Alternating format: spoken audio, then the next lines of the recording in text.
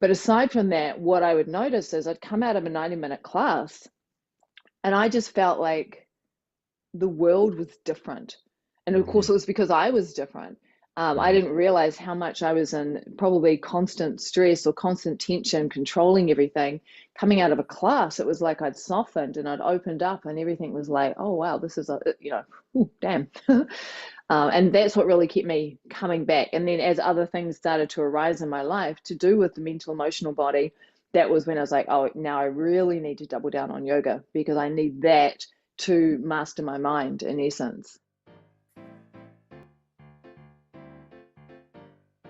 Welcome to the Mind Body Literacy podcast and videocast. I'm your host, Nathan Schechter. A lot of the best sharing and learning happens in conversations, often ones that are informal and private. But what if you could be a fly on the wall and listen in? The Mind Body Literacy VP cast highlights different people with different perspectives. It's particularly aimed at sharing insights between professional silos of knowledge that work with the mind and the body. So, for example, massage therapists can hear how psychoanalysts think, and neurologists can hear how their ideas might be used by dancers or yogis. Because the mind and the body are too complex for any one person or group of people to understand it alone. The information and content provided by Mind Body Literacy and in the Mind Body Literacy podcast and videocast is general information, and it's intended for educational purposes only. Individual situations vary, and this content is not intended as, nor should it be used as a substitute for professional, medical, or psychological advice, diagnosis, or treatment. No guarantee or warranties are given with respect to the accuracy, applicability, fitness, or completeness of the content. Kara-Leah Grant is a devoted yogi, author, and teacher with decades of embodied practice. Her journey with yoga began in 1996, and she's been teaching since 2006. She trained extensively with Shiva and Christopher Tompkins, completing a 1,000-day practice of Uchara in 2021. Over the years, she's guided hundreds of students and clients, helping them identify and dissolve limiting beliefs while deepening their connection to practice. A sought-after speaker, she has presented at numerous festivals, summits, and conferences, both online and in person. And she has published 3 books, written thousands of articles, produced hundreds of videos, and led programs worldwide. Passionate about self-liberation and transformation, Kara-Leah continues to evolve her work, leading immersive experiences.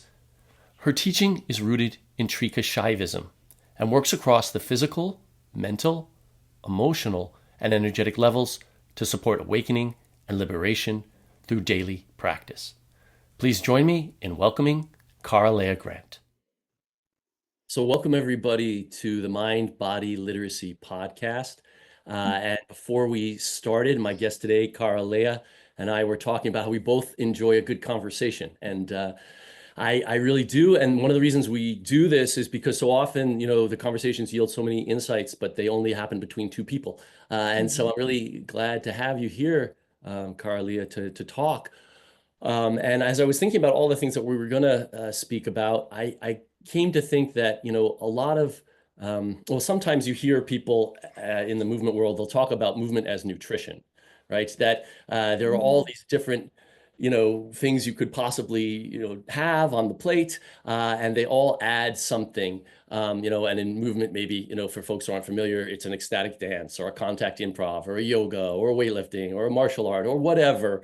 But there's this way in which, as we, move through our lives, just as we sort of use all our, experiences to choose what we're going to have for dinner tonight or whatever, it becomes sort of an integrated part of our life. I think there's also a way in which movement, when you've been with it for a while, that we sort of start in this place where maybe we're just exposed to one style or one thing or one way of thinking about it, but then we move into it in our lives and it does become an integrated part of our life that we're just using in a similar way. And that's a lot harder sometimes to share with folks. And so I'm really glad Mm. to have you here. And that's why I wanted to start off by asking you about when you first started, because I Mhm. know that we're going to talk much more about, intuition and inner guidance and Mm. instinct and movement and all these other things. But that's not where either of us started. When Mm. you start out, you have a more limited view. And so I just wanted to ask, when you started, if I'm remembering correctly, you hadn't done any yoga until like your mid-20s. And how did you first get into yoga? And I remember there was something about an injury. So how did you Mm, start? What yeah, impacted that? And what was that all about when you were first coming into it before you had, gone wider in your experiences? yeah.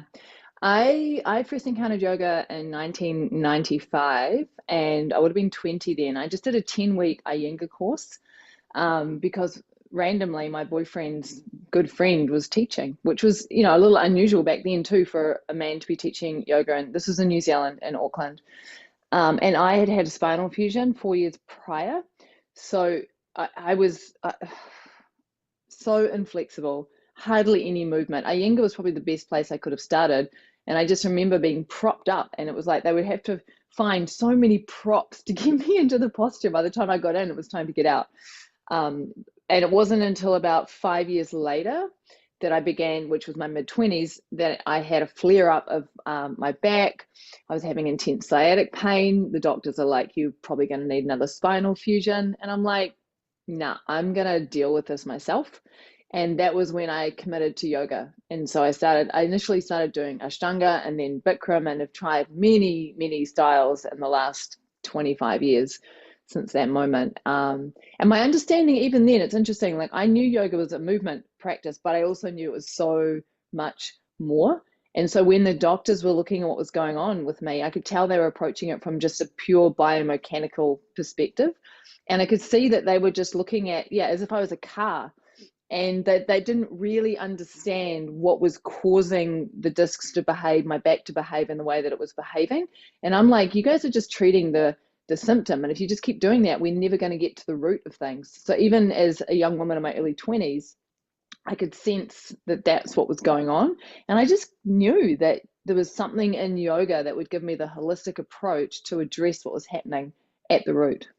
Yeah, so it sounds like you came in a similar doorway that I did. Iyengar was my first practice too, and Mm. it sounds like you had sort of this early experience. You started, finding out, oh, gee, there are different styles. Like there's Bikram, like Yeah. there's Ashtanga, and you started dipping a toe in the waters of the many multitudes of styles. And that also, alongside that, there was like the physical injury and the issue that you were dealing Mm. with. It sounds like you had early on a sense that you wanted a holistic approach to it, and that you had the sense, even though maybe I don't know at that point if you had been exposed to the idea of like the 8 limb system of yoga, but you were encountering it as a physical practice, but you had this intuition, or you knew Mm. that it had much more. Many people don't know, even some folks watching may not know that the physical practice, the asana, the poses, is one Mm. limb of a larger system, and many of us come into it in that way. But then if you want to be a teacher or you study more deeply, you find out it's part of a much bigger practice. So did you know at that point that was a part of a bigger practice, or were you just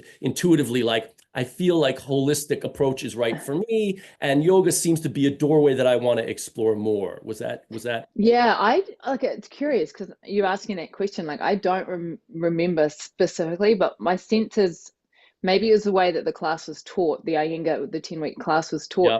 I did have a sense of this is a thing, you know. Hmm. Hmm. And in essence, it's a path to awakening and liberation. And the practice of asana is just one little practice within Right. the smorgasbord of whatever is required in order to awaken and liberate. So that and right from the get-go, as soon as I started practicing, what I noticed was, yes, it relieved my physical symptoms.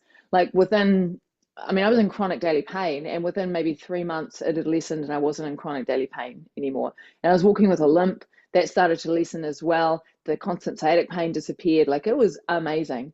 But aside from that, what I would notice is I'd come out of a 90-minute class and I just felt like the world was different.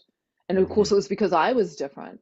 I Hmm. didn't realize how much I was in probably constant stress or constant tension, controlling everything. Coming out of a class, it was like I'd softened and I'd opened up, and everything was like, oh, wow, this is ooh, damn. And that's what really kept me coming back. And then as other things started to arise in my life to do with the mental, emotional body, that was when I was like, oh, now I really need to double down on yoga because I need that to master my mind in essence.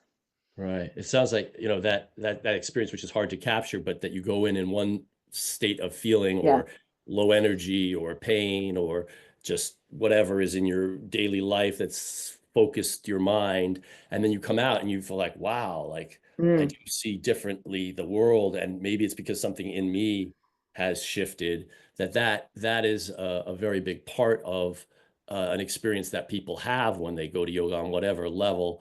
And it is also, I think, a beautiful doorway for what then next happened in your journey, it sounds like, because it opened into, it sounds like, Yeah. study with, folks like Christopher Tompkins and other folks who began to, Shiva Ray, I think deepen your perspective in terms of saying, okay, look at all the rest of the ways in which not just yoga, but the traditions of India, Mm. bring tools, through many, generations and thousands of years, for creating these internal states of shift, and Hmm. as you started to explore that, can you tell us a little bit about that and how Yeah. it unfolded for you? Yeah, I think the next sort of big landmark in the journey. So I started, it was 2000 when I was 25, but I was now regularly practicing yoga for the physical side. And I also started to do a lot of meditation by myself. I was working with consciousness expanding drugs in my own way, like mushrooms, cannabis. And I would just take these things and go. I was a psychonaut. I didn't even know what a psychonaut was, but that's what was going on. And all of that, plus life circumstances and challenges, eventually led to what I later found, recognized as a Kundalini awakening slash psychosis. So I ended up at Lionsgate Hospital acute psych ward here in Vancouver twice. First time for 3 days, second time for 9 days. Came out, and I knew that what had gone on wasn't just mental illness, and it was just a sense of like, oh, I have to go really deep into this spiritual thing now. And so that was a major turning point. That was 2004. 2006, I got invited to start teaching yoga, and I had a home practice. So I started teaching from my home practice and then discovered Shiva Ray and Christopher Tompkins in 2010. And when I started teaching, I was like, whoa, I'm not certified, I'm not trained, who am I to teach? But I did have a daily practice, and I simply taught from my practice. And I was looking for someone to study with, right? I'm in New Zealand, and back then, this is like 2006, there were some yoga teacher trainings, but not like now, where they're on every street corner. And it took me a good 2 or 3 years before I found Shiva's body of work, Prana Flow, through one of her master teachers, Twee Merrigan. And Shiva's approach was, so Shiva started out in Ashtanga, and which is very regimented. It's like you do these postures in this order no matter what, right? And then she started to see like the feet of the goddess when she was doing sun salutation. She started to have quite mystical experiences, and her body started to want to move in different ways. And of course, she hadn't received teachings on that at this stage, and that led her to recognize she had to follow the flow that was unfolding, which led her to come up with. Well, it's not even like she came up with it. It's like it birthed through her prana flow. And when I discovered that, something dropped in, because she was the first teacher that I came across that was deeply embodying the feminine within the yoga, the goddess within the yoga. And there was a lot of flow. And I'd come from a background of being passionate about dancing. Like I loved dancing. I was a go-go dancer in nightclubs in my 20s as well. And so I would dance at home all the time. So I would dance to Madonna, and then that would lead into doing yoga postures. And then I'd feel a little bit guilty because I'm doing yoga to Madonna. Right. And I didn't know, and I was still moving. So I was finding my way into this blend of the static asana with the dance. So finding Shiva was like, oh, I have permission to do this. This is okay. This is me following my intuition, following sahaja, the spontaneous arising of movement. Like when prana just begins to move, it will move us according to the needs of the body. So it was happening. And then I found recognition or validation or mirroring with Shiva. It's like, okay, now I know which direction to move in. Now I know who I want to train with. Let me just define some of our terms and then swing back around to Yeah. ask you a question about all that. But it sounds like you're in this period of time, you're having many, understatement, but many different emotional, mental, embodied experiences that are Mm. unfolding. You've been practicing yoga. You start to go looking for some mentorship, and you find that, in Shiva Ray. So for folks who don't know, Ashtanga yoga, a very contortionistic, acrobatic style of yoga, 70 poses, several different layers of complexity, in a certain part of India that came over to the States in the 70s. So she's, begun her practice in this style of yoga, and then eventually starts to see visual images while she's doing that, and that leads her to going into a very different type of style. She begins to incorporate dance, intuitive movement, all these sorts of things, and this is who you wind up. She's in California, for folks who don't know, in the United States, so you're connecting now with somebody who's in the United States from New Zealand. And so this is sort of your trajectory, and that you had also been, it sounds like, a go-go dancer, and that dance had been a really big part of your experience, and that you'd be dancing and moving, and then taking that into the yoga. And that's something that I do want to ask you about, because you also had mentioned that there was a period of time where what you were sort of doing in your home practice yourself, and what you were teaching, sort of, they were getting further apart.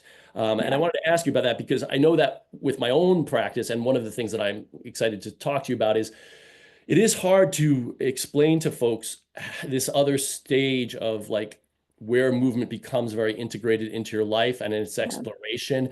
And so, like, I've practiced for a long time like that, and people stop me all over the world when I'm doing it in the gym and like, what are you doing? And it's very hard. I'll say, well, it's a mixed movement art. That's kind of the language that I'll put into it. But as you're explaining, there's a lot that's mental, there's a lot that's emotional, there's a lot about following instincts and choices in the way that a performing artist might in the moment. There's a lot about release. There's a lot about what even might be considered, like, in the performing arts, so there's a lot of things happening, and it's very hard to put language around. So I'm curious, as you got into this phase where you're now starting to move more intuitively, it's coming from because when we go to yoga classes, often to learn, we do have to have a structure. Bikram has a structure, Ashtanga has a structure, primary series has a structure, second series has a structure. Like, you need a vinyasa class, as loose as it may be, still usually has a structure. And even in a Iyengar class, which for folks who don't know uses a lot of props and is more, step by step and takes longer on the poses, it still usually has a structure. And so we get into these very structured experiences, even in the martial arts or whatever. The class starts like, it's like going to the restaurant. You see the hostess, then you sit down, then you get the menu, and you get used to that structure. And when you say to people, okay, now throw the structure away, well, it's like, what? How do you even start with that? What's that about? So what was happening for you in this period where you're like, well, on the one hand, I'm teaching, but on the other hand, I'm having this experience. And what is the value of intuitive movement? Why were you involved with it? And what were the first steps that you made to bring this in to your more formal teaching? Could you talk a little bit about? Well, I think one of the beautiful things about training with Shiva is that she has a very clear structure that allows for the spontaneity and the movement. And so both are required. So you think about, in order to drink a glass of water, the water is the fluidity, right? And the movement, but you have to have a container, the structure, in order to do the thing, otherwise the water just dissipates. So even when you're working with intuitive movement, there is still some kind of structure. And so if I'm coming to the mat to do my own practice, I'll generally start with prayer, with invocation, with intention, and just dropping down into the breath and allowing connection. And that intention will often guide me. So if I'm coming in with an achy hip, for example, my intention might be simply to pour love into my hip. And so then I allow myself to begin to move according to that. But, I've got decades now of yoga practice. And so there is a flow of class that might still unfold, even in my own practice. I might start with more standing postures and sort of, flowy stuff that's a bit more like sun salutations, for example, before eventually coming down onto the floor and doing stuff that's more settled on the floor before coming down into a Shavasana type thing. So there's still a sense of working with the nervous system, with container, right? If we swap out the word structure for container, because if you look at, for example, a Bikram sequence, it's not just the sequence that makes a Bikram class what it is. It's also the heat, the way it's delivered, the script, all of these things. So you have a rigid container that allows whatever is fluctuating in the body and the mind to be seen really clearly, because all of that's the same every single time. So the container of our practice allows us to let whatever wants to come through, come through. you see. Yeah. Yeah. And then Yeah. in terms of like teaching it, so I started teaching obviously in 2006, and then around 2016 I stopped teaching in studios because that gap was getting so big. I just didn't, my home practice, and I'd always taught from my practice. I'm like, I don't know how to bridge this. And my work as a teacher of yoga started to move more from into Shakti Upaya, which is the empowered means, working directly with the mental, emotional, and the energetic body, rather than primarily with the physical form. So I've been doing that for the last decade.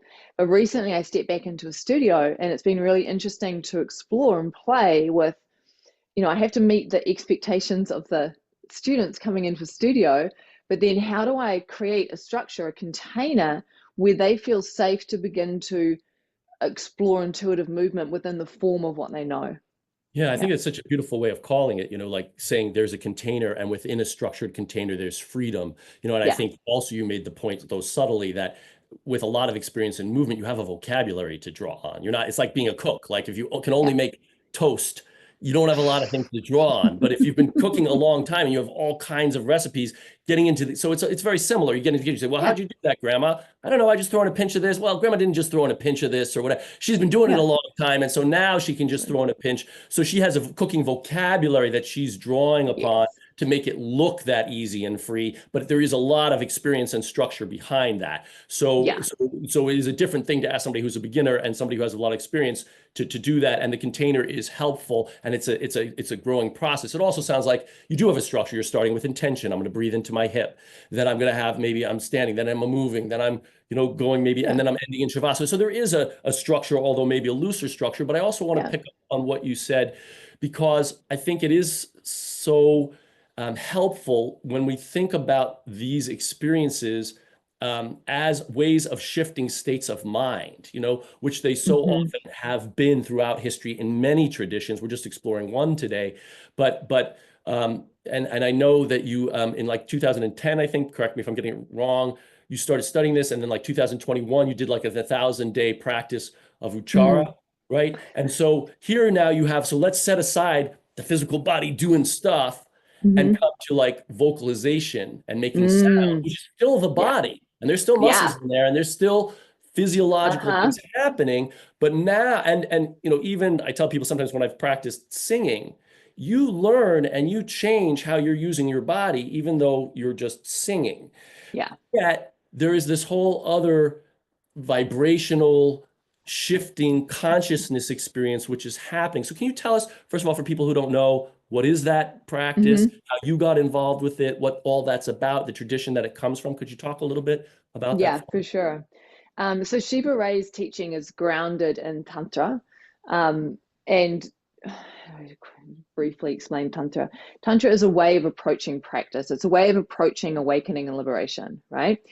And so when I started, did my training with her, she had Christopher Tompkins, who's a scholar practitioner, come in and lead the tantric portion of the class, right? So we got philosophy from him. He's a beautiful storyteller. He's amazing. So he gave us the tantric philosophy, which is different from classical yoga philosophy, for example.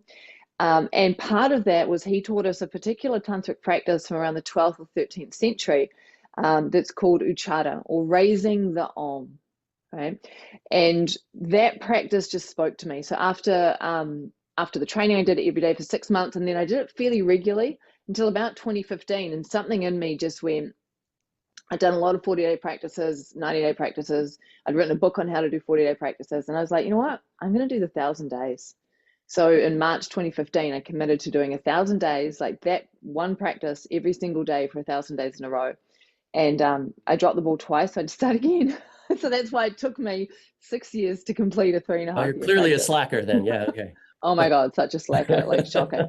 And that was an extraordinary experience because Uchada, there's a whole bunch of preparatory practices, some of which are physical because we want to warm up the spine and the hips so that we can sit comfortably for the practice, clearing the channels. But the essence of the practice is working with chant, moving up the seven chakra system, right?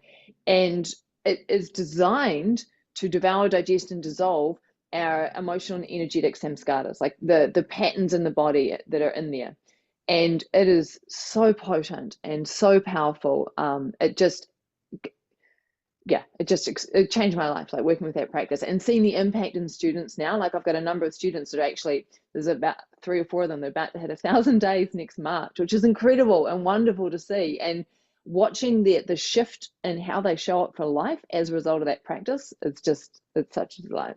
Yeah, I want to ask you more about the experience, but just to Yeah. again, just find some of our terms for folks to know. So Tantra, this sort of Mm, text-based way of approaching things that, a scholar or PhD like Christopher Tompkins has studied in depth, hmm that informs also, I think, and if I'm getting this right, which I hope I am, but in many of these traditions, there have been times where there's sort of been a taking back of things to the people. So like you had the Vedas, which are like very scholarly and text-based, and then it's like, but we can experience this ourselves. Anybody can experience it. It's available to us, and we can experience it right here, right now in our life. And so mm, this tradition of India, which comes from a certain period, informs the work of this yoga teacher who's in California named Shiva Ray, right? And yeah. she brought in this teacher, Christopher Tompkins, Christopher to Tompkins, teach, yeah. and he taught you then a particular specific practice out of this, hmm wide range of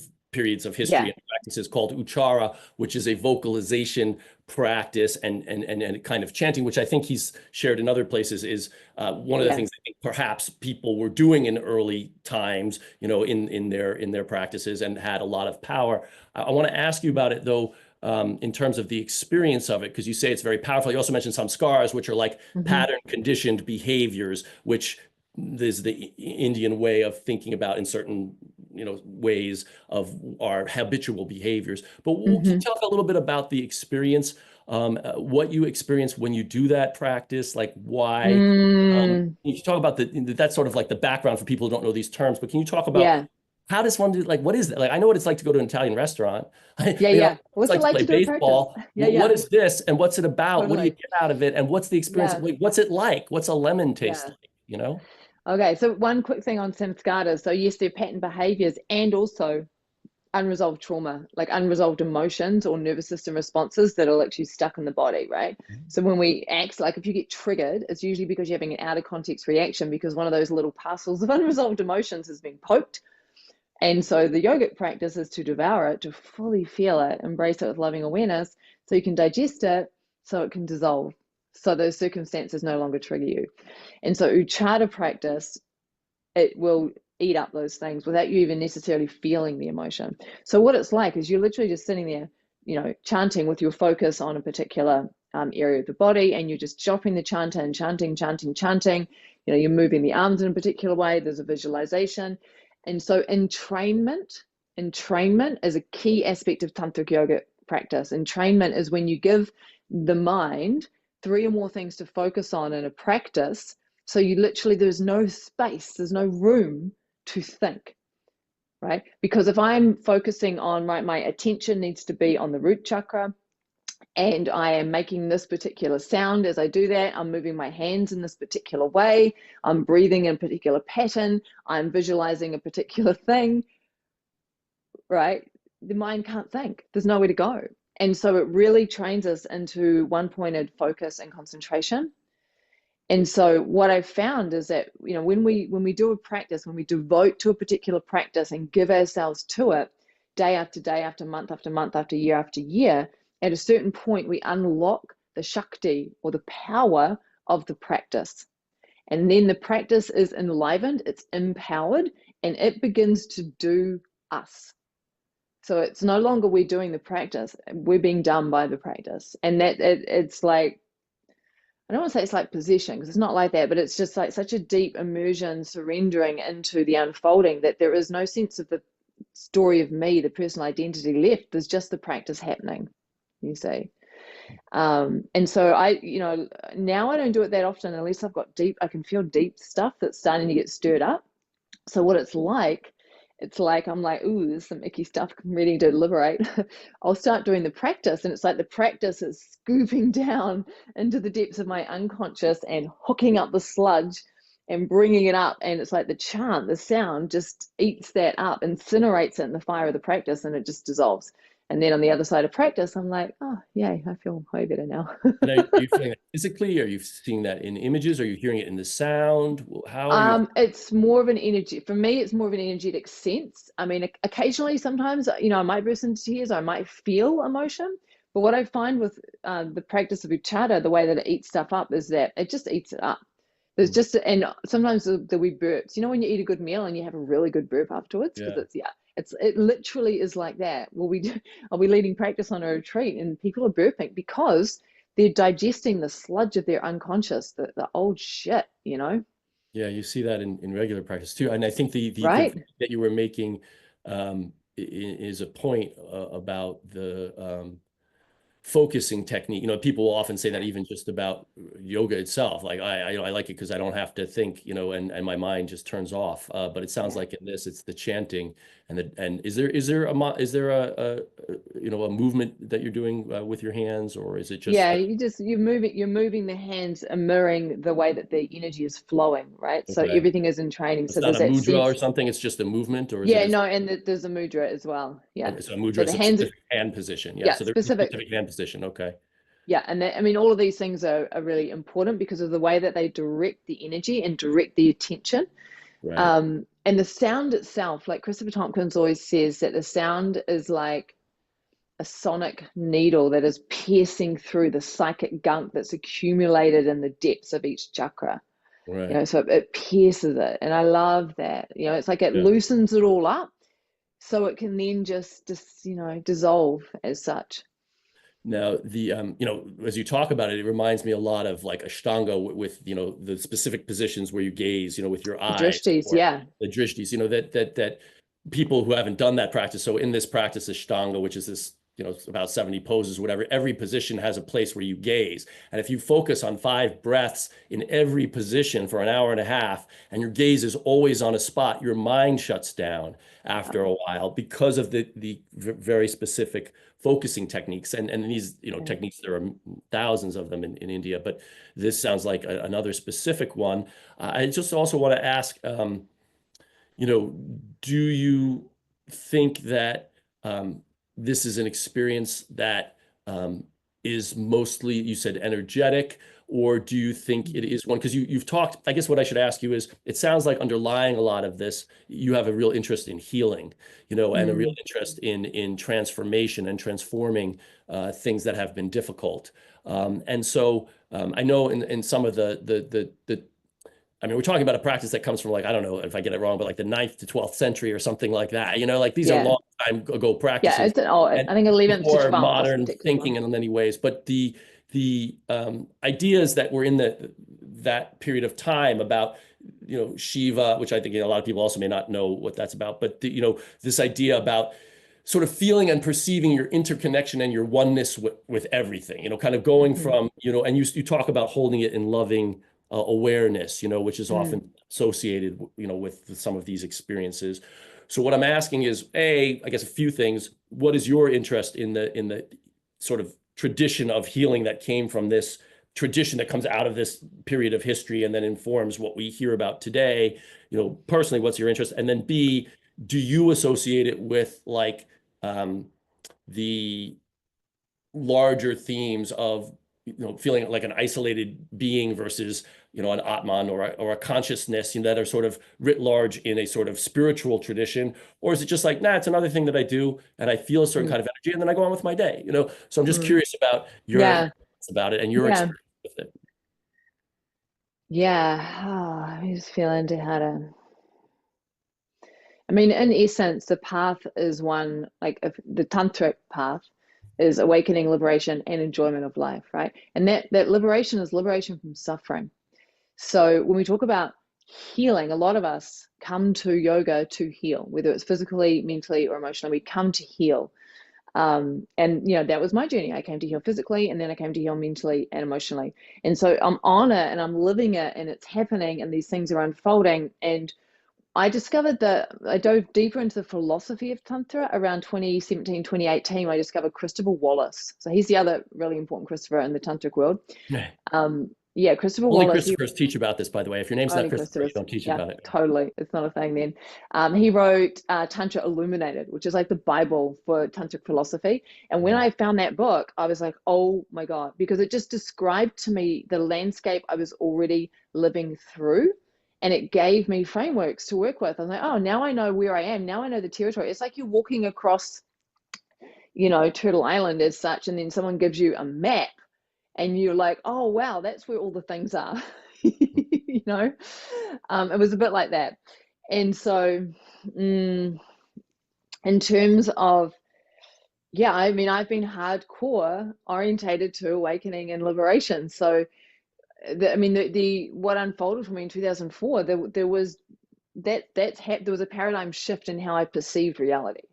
Mm-hmm. So that paradigm shift had happened, and then going into the psych ward and waking up, it was like I was right back in conditioned mind, and I was right back in hell and the suffering. But I knew what life could be like when there was the shift into knowing oneself as awareness, right? So I had a landmark, I had a sense. And I was like, I am going to do whatever is required to open into that again. Right, recognizing it's always here, right? It's always here, right now. It's not like we have to do anything to get there. And at the same time, when we are trapped in the mind, things have to happen. Like, right. So I was always always in that context of knowing myself as awareness. Right? And so through the different physical practices, and then through working with Uchada in particular, the sense of identity, it really began to soften and to weaken and and there's just more and more sense of things arise and subside. The thoughts in the mind, they rise and subside. They come, they go. The feelings, they come, they go. The sensations, they come, they go. The physical body, like it comes and it goes. And a real palpable sense of none of this is what I am. It can't be, because I am that which is always here. Mm. And it's one thing to know that intellectually, but to step sideways, to have the paradigm shift where it's just apparent. It's just like, oh, and then there's a feeling, and there's continuity, because the awareness that I am is immersed in part of the whole ocean of awareness that everything is in. So yeah, continuity is a good way to describe it. There's just a sense of being touched and touching everything. Yeah. I mean, I don't know if it fits what all that you've shared, but Gerald May once was a writer. He used the word unitive experience. That there would be an experience of being united to everything that people would talk about, whether it was in nature or whether it was through a particular practice, but that this was a experience that would catch people and they would speak to, and they would really would change them often. And it sounds like you found both the map in the map of Tantra and this sort of talking about here's the territory, but you also very much found that experience, like many of the people Gerald May speaks to, very helpful as well. Am I hearing that right? Yeah, I mean, it's intertwined. It's like, I mean, I love how Tantra like names things. Like, there's the three phases of awakening, right? There's immersion in awareness, knowing oneself as awareness. There's immersion in energy, knowing oneself as energy. And then there's immersion in the divine absolute of all that is, sometimes called the void, right? And then those three aren't really separate. And so Kundalini awakening is often when there's an immersion in energy, there's an awakening to energy and a sense of like, whoa, but we haven't necessarily awoken to or immersed in awareness itself. So there's still a real strong identification with the limited sense of self, even though there's awakening to energy, which generates a lot of challenge and suffering. You see, so that's why the maps become important, because it's like, oh, that's what's going on. That's right. Now I know what's needed, right? So, for example, with people experiencing Kundalini awakening, what's often needed is to focus on orientation to awareness, right? Awakening to knowing oneself as awareness. And this is what the practices are for. It's they start, because this isn't stuff we learn or achieve or attain. This is a shift in our perception of reality itself. And so that shift in perception of reality occurs because we do the practices. And at a certain point, grace just opens us and we're like, oh, wow, I'm perceiving this myself differently. I'm perceiving reality differently. There's nothing's achieved. Do you think it's at all similar to, sometimes people will talk about the use of psychotropics, Hmm. that's coming Yeah. back in some clinical settings at other places, but they'll talk about the healing effect of it, that people will, again, have this experience, like what Gerald May was talking about, that they'll see something, they'll experience something, and they'll come back with a much different perspective of feeling integrated and whole and connected to everything.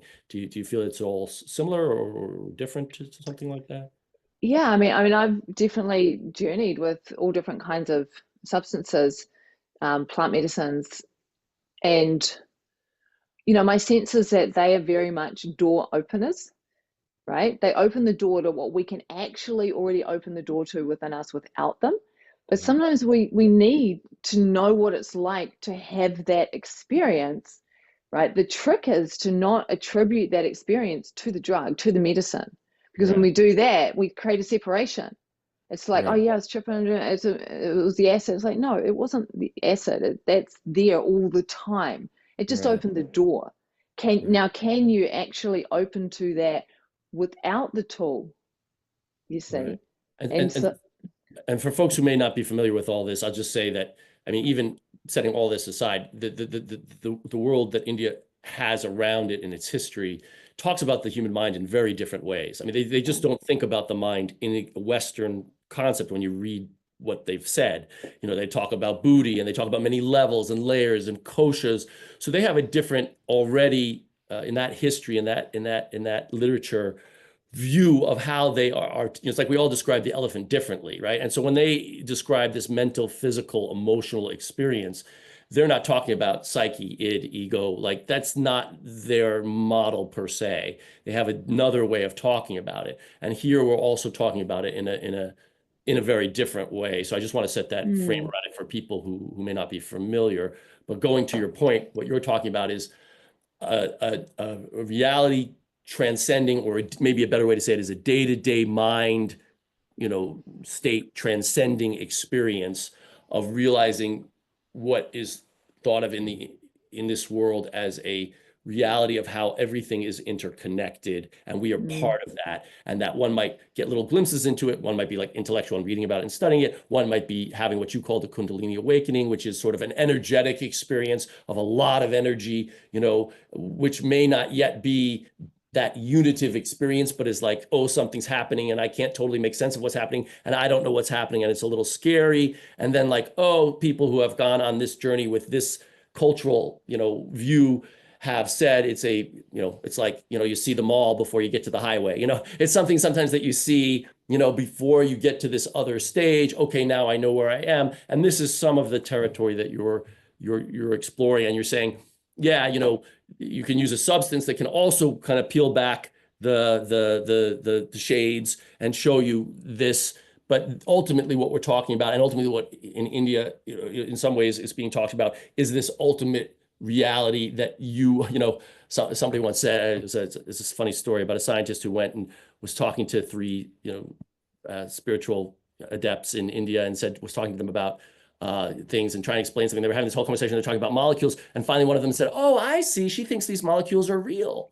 That it was this worldview that everything is part of this greater oneness and reality. And that is what we're kind of talking about here. Am I getting any of that right? I Some of mean, it, a little? How would you rephrase it? yeah, Feel free to jump in.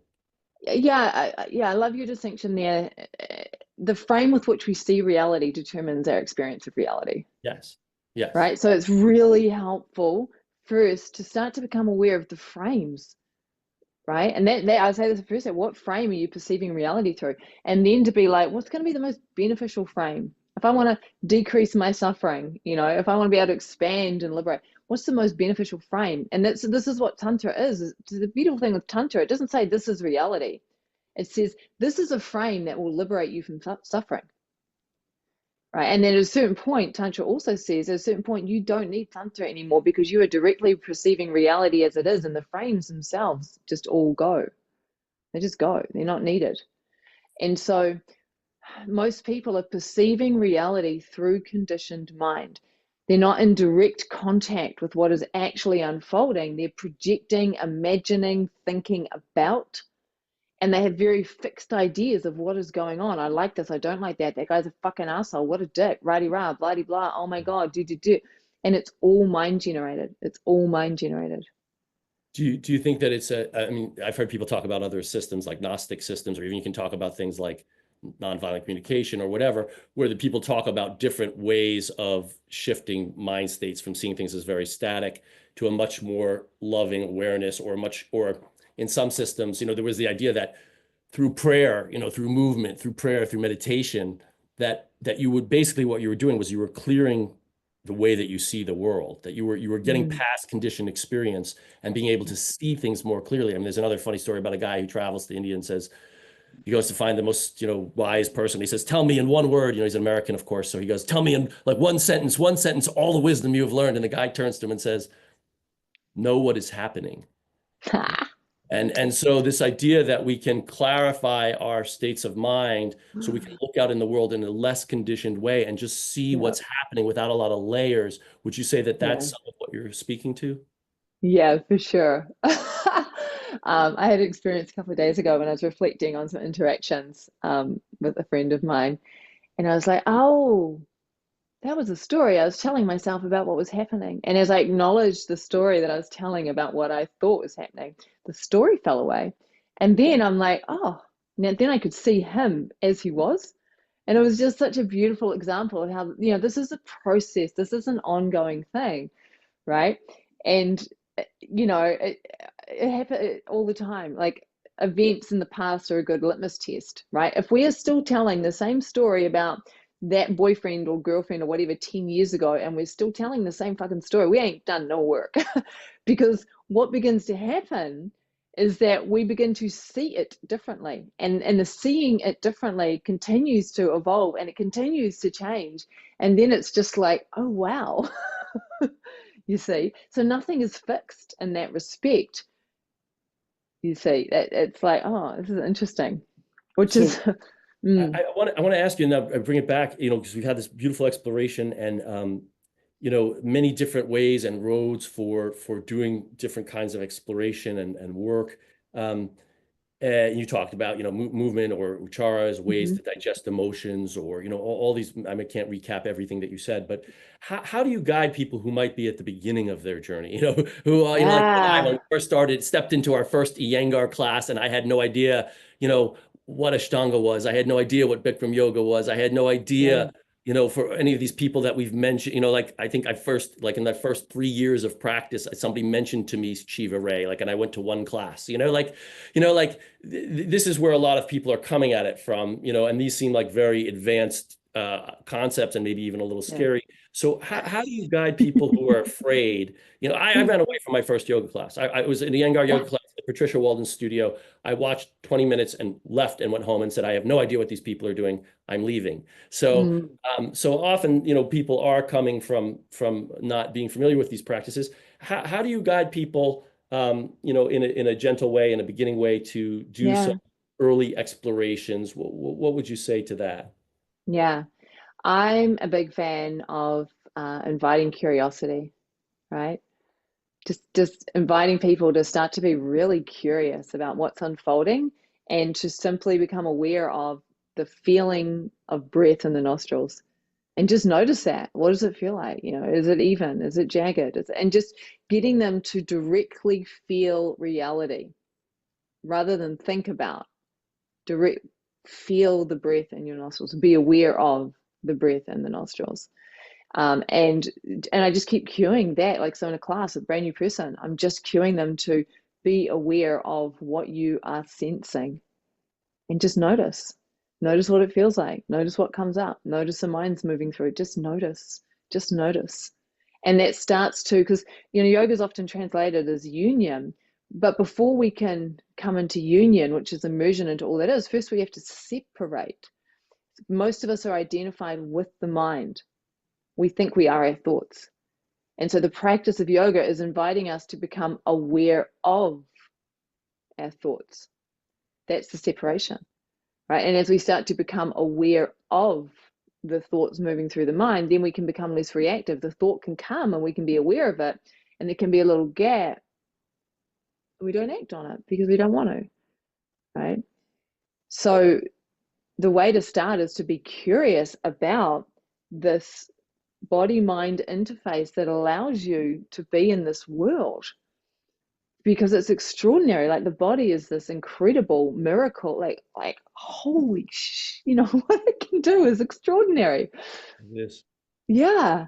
So be curious and do movement that lights you up, that turns you on, that excites you, and just follow that, follow that. And in that spirit of following one's intuition, something you often hear folks talk about, and certainly in like a movement practice alone, bringing us back now to movement, like whether you're, in a, boxing match, or whether you're doing free movement in ecstatic dance, or like whatever your form, there is this way in which some of what could be practiced or can be practiced is, how do I listen to the moment to moment instincts that are unfolding inside me, and maybe now it's not my breathing or my nostrils or, that Mm, style of meditative, but now I'm in motion, now I'm in action, now I'm moving quickly. And we often see this in great performances, right? Like now mm-hmm. people are doing their craft at a high level. And so the question is, how do I get to that place where I can Yeah. listen What's the to bridge? my instincts and not be caught in my mind? And because often that people at high performance, whether they're a Yeah. fighter, whether they're a singer, whether they're an actor, whether they're a They're in healing artist, flow. they want to be in that flow, or whether they're a basketball Yeah. player, they want to be in that, we call it the zone, we call it flow. But this is a lot of the territory then why people explore this, because they think, wow, beautiful things happen in this place. And then how do we apply that to our lives? Like, Yeah. because there is in both those places, like, oh, I'm about to perform, I'm about to do this thing, I'm about to take the 3-point shot, whatever, but then there's also our lives, like, what should I do in this situation? So how do you view all of that? Yeah. Because it happens inside the performer, inside the healing artist, and it's not viewable to people outside. They just see the Yeah. result. They don't see Yeah. all that's going on, and there's a lot going on. So Yeah. can you talk a little bit about that? Yeah.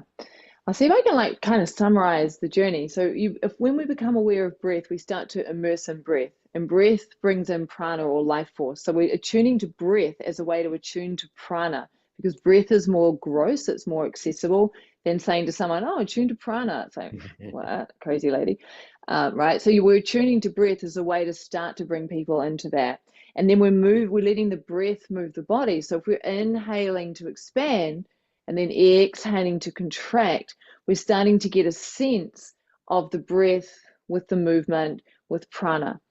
And there's 5 movements of prana, right? So when we're inhaling and we're starting to radiate out from the core, we're starting to work with Vyana Vayu. And then when we're contracting, we're starting to contract into the core, we're starting to work with Samana Vayu. And if I teach someone those 5 movements of prana and they work with the breath in the body, then it can just explore that. Explore the downward flow as you're walking. Explore the downward flow as you're standing here. Explore the downward flow. So it's a very simple way to get people to start to attune, because ultimately moving from intuition, right, is moving from energy. It's moving. Pratibha is the goddess, you could say, in Tantra, of the deepest wisdom and intuition, and it's this felt sense. It's an urge that arises, and so when we're practicing, we start to listen. We start to listen to and feel that felt sense, that urge. And then the practice in daily life is about noticing when you get an urge to call a friend and doing it. When you get an urge to buy that thing and doing it, even though you don't need it, and then discover 3 days later you did need it after all. And if you'd bought it then, you'd have it now. So it's very much a practice of bringing your awareness down in and listening to her, listening to that urge that arises to create, to reach out, to connect, to live, right? And then life literally begins to live you. We don't have to think about life to do life. There's no need to think about anything. Life will just happen if you surrender and allow it to come through you. Can you say the word again for deepest wisdom? What was the word Oh, pratibha. Okay. Pratibha, yeah.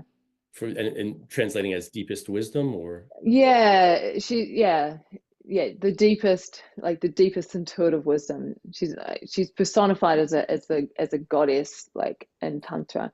In Tantra, like a lot of things are personified as goddesses or gods as a way to give our mind something to visualize or something to focus on, because we're talking about something that's so invisible and difficult Right. to conceive of. And, it's like, whoa, so Tantra will give it something that's easier, give it a name, give it a persona, give it a costume. And now we can see it, we can connect with it. Yeah. Yeah, before we close, I want to give you an opportunity to talk about anything that you'd like to mention that I've left out. But I do want to ask if I can fit in two last quick questions. Yeah. One, I'm just curious about the thought of intuition as a guide. Certainly, I know Mm. for myself, I've seen it in performance. It's incredibly powerful and very much what we try to get in touch with. It's also can be very powerful in life. However, I've also seen the immense utility of thinking and analytical processes. So I'm just curious how those two things Mm. live side by side, since we as humans have both um, uh, Hmm. experiences and both capacities. And I often am in conversations with people on both sides of the fence. So I'm often in conversation with people on a very analytical, logical side of the fence, and I'm often in a conversation with people in a deep wisdom, feeling state, energetic side of the fence. So I go between both worlds, and I see Mm. utility in both because I see great things happen in both. But I'm just curious if you have any thoughts, or perhaps not, but Yeah. just about that topic. Yeah, I mean, I don't see it as an either or. I see it as a both and. Yeah, Yeah, right. yeah, Like if I want to do math, if I want to start to calculate my taxes or something, I'm going to be using that logical part to do that thing. But I right, also might have an intuitive sense simply because I've done enough math to get a hit and get a sense of what it should be, which helps me check my calculations to make sure my logical mind is actually accurate. right, right, You right, know, so right. but yeah, there isn't. I Deepest don't. wisdom and a calculator when you do your taxes, right? They Yes. just don't, they don't feel different to me Okay. at all. They Okay. don't feel like different things. Like most of us, we are thinking about life, trying to figure out, trying to analyze because we want to get or avoid. Right, And right, that's not using our right, pure mind, our logical right, mind in the right, best possible way. That's attempting to control, manage, manipulate reality so we feel the way we want to feel. right. We're trying to come from a deeper sense and a deeper wisdom and not just be distracted by mind fluctuations or chitta vritti or whatever, that we're trying to Totally. drop Yeah. into something deeper than that. Is that what? Yeah. And Yeah, then, and that requires trust, and so we have to surrender. We have to let go of trying to control everything. We have to trust that we might not get what we want, right, but it's not about that. It's just not about that. It's not about controlling things so we can feel a particular way. right. Certain amount of faith. And then I guess I will just the last one, I had spoken to somebody who had shared this experience with me, and then I had actually read an article in all places in Medscape where they were talking about people who had gone through cancer and reaching out for things to help them deal with that experience. And what they turned to was dance. Mm. That many of the people who were providing the care, many of the people who were going through the experiences said, and this idea that, I need something physical. Whatever else is out there that's supporting me, that's great, but I need something physical just to make it through this experience. I'm just curious about your thoughts about that, since we have talked about, Yeah. we've gone through many things, but also we started with movement and this movement into intuitive movement and what can Hmm. be expressed through movement and come out of us in movement. So people now are saying, now in a very Western context, now this is in Medscape, right? So Yeah. we're talking about very Western views, and people are saying, gosh, movement was super helpful. So what's your thought about that, about the helpfulness of movement to people, whatever Oh their my gosh. Yeah. situation, whatever their outlook, whatever their culture? I mean, the beautiful thing about intuitive movement, about allowing your body to move how it wants to move, being curious and allowing movement to simply come through, is that when we do that, the body has this extraordinary ability to heal itself. And on a very practical level, it's because we'll shift our nervous system out of the sympathetic into the parasympathetic. You know, and we will also dissolve a lot of the tension in the fascia, which has a big impact. There's just so many things that happen in the body when we allow life's current, the current of life, to freely move. And in terms of healing, like I am part of an ecstatic dance community here, and going to something like ecstatic dance where the invitation is dance any old way you like. It's not a performance. Nobody gives a shit. You do you. People do the weirdest things. It's off, and it's just like it's epic because we get so rigid and stuck in our psychological and physical patterns, etc. And so just to start to like let it all flow, and it's incredibly healing. Like I turned 50 this year, and when I look at what the doctors, spinal fusion when I was 16, and the doctors, what they told me when I was in my 20s, and I look at my range of movement now and how fluid my body is. Yes, I do have some residual stuff that is happening. And like when I'm like, I moved last night spontaneously for about half an hour, and I woke up this morning and go, oh my God, I feel so good. Like everything is just eased and the hip is eased and it all feels so amazing and my body's incredible. It's so good to heal. Like I cannot speak highly enough Yep. about free movement, because free movement will free your body, free your mind, free your soul. Yep. And it is definitely one of the most healing things I've ever come across because of the amount of energy that it liberates. Oh, that's terrific. That's a great close. I think we can end there, but I do want to ask before we do, if there is anything, because that I've not shared, anything that you'd like to share, anything that you'd like to say or explore, before we close. I feel that's a really good place to close. I Okay, think we let's just close nailed there. it. All We right. Well, nailed namaste. it. Thank you so very much for coming. Yeah, my pleasure. My pleasure.